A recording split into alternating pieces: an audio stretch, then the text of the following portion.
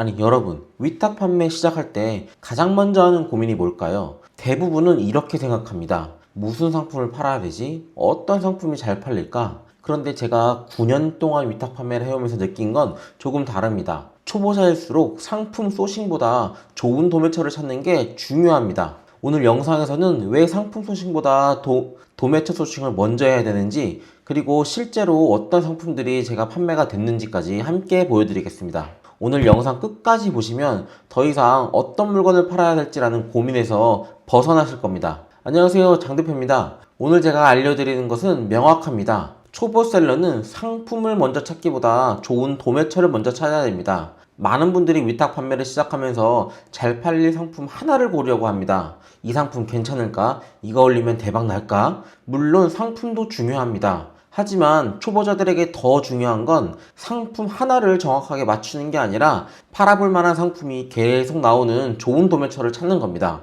왜냐하면 초보자는 아직 상품 보는 눈이 없기 때문입니다. 이 상품이 실제로 팔릴 상품인지, 고객이 어떤 키워드를 검색할지, 상세 페이지는 어떻게 만들어야 할지 처음부터 정확하게 판단하기가 어렵습니다. 저도 처음에는 마찬가지였습니다. 제가 보기에 좋아 보였는데도 전혀 반응이 없는 상품도 있었고, 제가 보기에는 이걸 누가 사지 싶었는데도 실제로 주문이 잘 들어오는 상품도 있었습니다. 위탁 판매를 하다 보면 정말 자주 하는 말이 있습니다. 이걸 사네? 이걸 왜 사지? 나라면 절대 안 살 것 같은데? 그런데 팔립니다. 이게 초보자가 감으로 상품 하나를 고르면 안 되는 이유입니다. 여기서 중요한 원리 하나가 있습니다. 판매자는 내가 사고 싶은 상품을 파는 사람이 아니라 누군가에게 필요한 상품을 찾아주는 사람이라는 겁니다. 내가 보기에는 별거 아닌 상품도 누군가에게는 당장 필요한 상품일 수 있고요. 내가 평소에 쓰지 않는 상품도 어떤 사람에게는 꼭 필요한 물건일 수 있습니다. 그래서 위탁 판매 초반에는 내 취향이나 감각으로 상품을 판단해서는 절대 안 됩니다. 시장의 반응을 봐야 되는 겁니다. 그 반응을 보기 위해서 필요한 것이 바로 좋은 도매처인데요. 좋은 도매처를 찾으면 상품 하나에 올인하지 않아도 됩니다. 그 도매처 안에 있는 여러 상품을 올려보면서 어떤 상품이 실제로 팔리는가를 확인할 수가 있습니다. 처음부터 정답을 맞추는 게 아니라 시장에게 물어보는 방식입니다. 이게 초보자들에게 훨씬 더 현실적입니다. 반대로 처음부터 상품 하나를 직접 사입한다고 생각해 보세요. 중국에서 상품을 소량으로 사입하려면 소량을 받아주는 배송 대행지부터 찾는 것이 쉽지가 않습니다. 소량으로 들어오게 되면 단가가 높고, 대량으로 들어오게 되면 재고 부담이 생깁니다. 이 상품은 잘 팔릴 거라고 생각해서 들어왔는데 막상 판매가 안 되면 그 재고는 그대로 부담이 됩니다. 그리고 상품을 들어왔다고 해서 끝나는 게 아닙니다. 상품명도 만들어야 되고 상세 페이지도 만들어야 됩니다. 요즘은 GPT나 이미지 생성 도구가 좋아져서 이미지 작업은 예전부터 쉬워진 게 맞습니다. 하지만 중요한 건 이미지를 예쁘게 만드는 게 아닙니다. 중요한 건 기획입니다. 고객이 왜 이 상품을 사야 하는지, 어떤 문제를 해결하는지, 어떤 장점을 먼저 보여줘야 되는지, 구매 전 불안 요소가 어떻게 없애야 되는지, 이런 구조를 잡을 줄 알아야 된다는 겁니다. 단순히 상품을 가져오는 것과 상품이 잘 팔릴 수 있게 만드는 것은 완전히 다릅니다. 초보자는 이 상품화 능력이 아직 부족한 경우가 많습니다. 그 상태에서 상품 하나에 올인하면 리스크가 커질 수밖에 없습니다. 그래서 저는 초보자들에게 처음부터 상품 소싱을 하지 말라고 합니다. 그보다 먼저 하는 것은 좋은 도매처를 먼저 찾으라고 말씀을 드립니다. 그럼 이제 제가 실제로 판매한 상품들을 보면서 얘기해 보겠습니다. 첫 번째 상품은 도자기 세필입니다.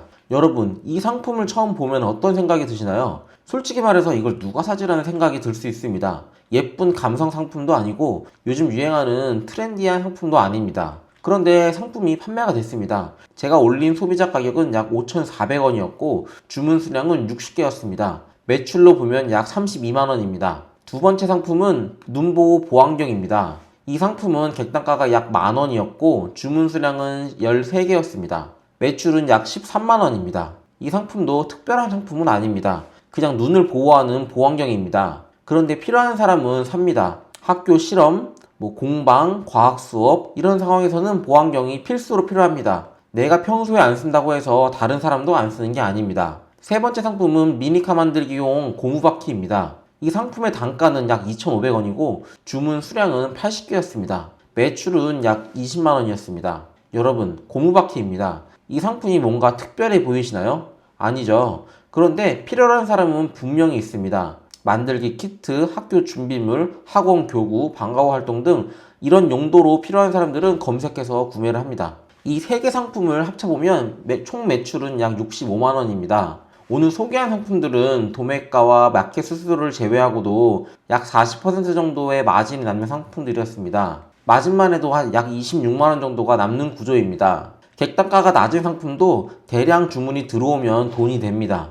5,000원짜리 상품도 60개가 팔리면 30만 원이 넘고 2,000원짜리 상품도 80개가 팔리면 20만 원이 넘습니다. 하나하나 보면 작아 보이지만 대량 주문이 들어오면 이야기가 달라집니다. 여기서 한번 생각해 보셔야 됩니다. 만약 여러분이 직접 상품을 소싱한다면 위와 같은 상품들, 도자기 3필이, 보안경, 고무바퀴 이런 상품들을 먼저 고르시겠습니까? 아마 아닐 겁니다. 대부분은 예쁘고 좋아 보이는 상품, 요즘 유행하는 상품, 내가 봤을 때 괜찮아 보이는 상품을 소싱하고 싶으실 겁니다. 저도 그 맘 이해합니다. 하지만 시장은 내 맘대로 움직이지가 않습니다. 내가 보기엔 별거 아닌 상품도 팔리고 내가 보기엔 좋아 보이는 상품이 안 팔리기도 합니다. 그래서 초보자는 내가 팔릴 것 같은 상품을 고르는 게 아니라 좋은 도매처를 찾아서 많은 상품을 올려보고 실제로 팔리는 상품을 확인해야 되는 겁니다. 여기서 이런 말씀을 하시는 분들도 있으실 겁니다. 결국에는 잘 팔리는 상품을 찾아야 되는 거 아닌가요?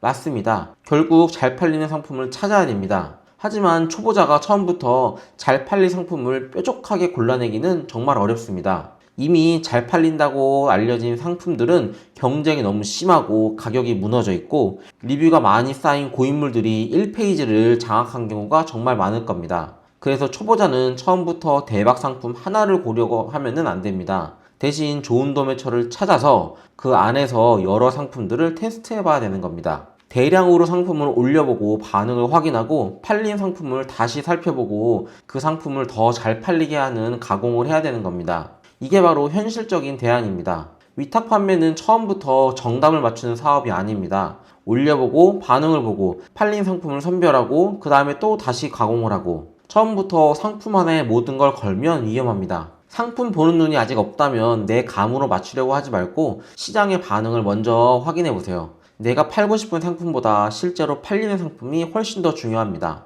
그리고 실제 반응은 좋은 도매처에 상품을 많이 올려봐야 알 수 있습니다. 제가 도매처 400곳에 대한 엑셀 자료를 제 오픈 카톡 채팅방에 다운로드 링크를 남겨두었습니다. 아래 고정 댓글 링크를 확인해 주세요. 자료만 받지 마시고 오늘 말씀드린 기준으로 직접 살펴보세요. 좋은 도매처를 보는 눈이 생기면 상품의 소싱에 대한 막막함이 줄어들 겁니다. 좋아요와 구독 부탁드리고요. 저는 앞으로도 여러분께 도움되는 정보로 다시 찾아뵙겠습니다. 감사합니다.